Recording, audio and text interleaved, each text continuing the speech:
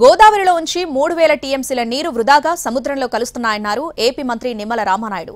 Banakacherla project ద్వారా 200 టీఎంసీలను మాత్రమే వినియోగించుకుంటున్నామన్నారు.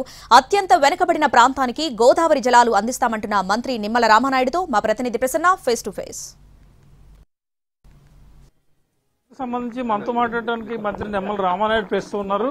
అసలు బనకచెర్లకు సంబంధించి తెలంగాణ ప్రభుత్వం అభ్యంతరాల విషయంలో ఆంధ్రప్రదేశ్ ప్రభుత్వం ఏం చెప్తుంది? ఏదైతే ఈ యొక్క చాలా క్లియర్గా మన పోలవరం బనకచెర్ల ఏదైతే ఉందో మీ అందరికీ తెలుసు. పర్టికులర్గా నదుల అనుసంధానంలోనే ఒక భాగంగా, ఎందుకంటే ఆ రోజు మరి వాజ్పేయి గారు కానీ, ఈరోజు నరేంద్ర మోడీ గారు కానీ, అదేవిధంగా మన తెలుగువాడు మన తెలుగు బిడ్డ కేఎల్ రావు గారు కూడా చాలా క్లియర్గా చెప్పడం జరిగింది. గంగా, యమున, మహానది, గోదావరి, కృష్ణ, కావేరి ఇట్లా ఒక నదుల అనుసంధానం, అంటే ఒక గార్లెండింగ్ ఆఫ్ రివర్స్ ద్వారానే భారతదేశాన్ని కరువు కాటకాల నుంచి రక్షించవచ్చని చెప్పినటువంటి పరిస్థితి మీ అందరికీ తెలుసు.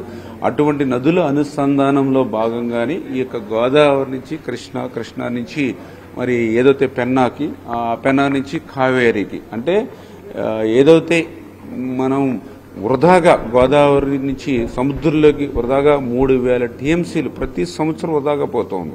ఇప్పుడు మేము కూడా గోదావరి జిల్లా వాసులు, మా జిల్లా నుంచే గోదావరి సముద్రంలోకి పోతుంది 3000 టీఎంసీలు.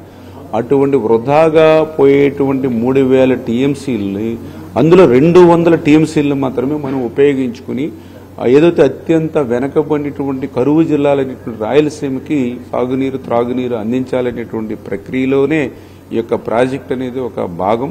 ఒకవేళ మనం ఆ నీటిని ఉపయోగించుకోకపోతే అది ఉప్పు నీటిలో కలిసిపోతుంది.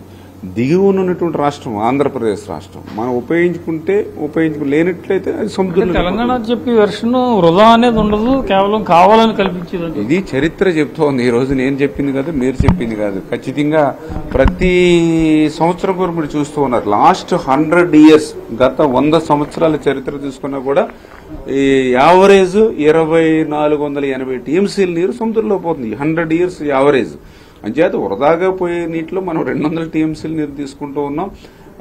ఏదైతే ఆ 200 టీఎంసీల నీరు కూడా ఏ రకంగా అంటే ఇటు గోదావరి నుంచి కృష్ణాకి పోయి, కృష్ణా నుంచి మరి ఏదైతే పెన్నాకి పోవడం ద్వారా నాకు తెలుసుండి ఇక్కడ వాటర్ యూటిలిటీ మన ఫుల్ ఫ్లెడ్జ్డ్ గా ఉపయోగించుకోవడం ద్వారా భవిష్యత్తులో కృష్ణాలో ఎప్పుడైనా వాటర్లు ఒకవేళ వర్షపాతం తక్కువ ఉండి తక్కువ సాగునీరు అందుబాటులో ఉన్నటువంటి స్థితిలో కూడా మనకి ఎప్పుడైనా తెలంగాణ ఇతర రాష్ట్రాలకు కూడా ఉపయోగపడే. మంత్రి గారు మనతో చెప్తున్న అభిప్రాయం ప్రకారం తెలంగాణ ఇష్యూ చేస్తున్నప్పటికీ కేవలం రాజకీయపరమైన కారణాలే దీని వెనుక ఉన్నాయి, అంతే తప్ప ప్రత్యేకించి ఇబ్బందులు ఏమీ లేవని చెప్తున్నారు. ఓవరాల్ గా వృధా నీటిని అనుసంధానం చేయటం, అదేవిధంగా పంటల మేలు కోసమే వాడుకుంటడం జరుగుతుందని కూడా చెప్తూ ఉన్నారు. కెమెరా పర్సన్ ఈశ్వర్తో ప్రసన్న, ఎన్టీవీ, అమరావతి.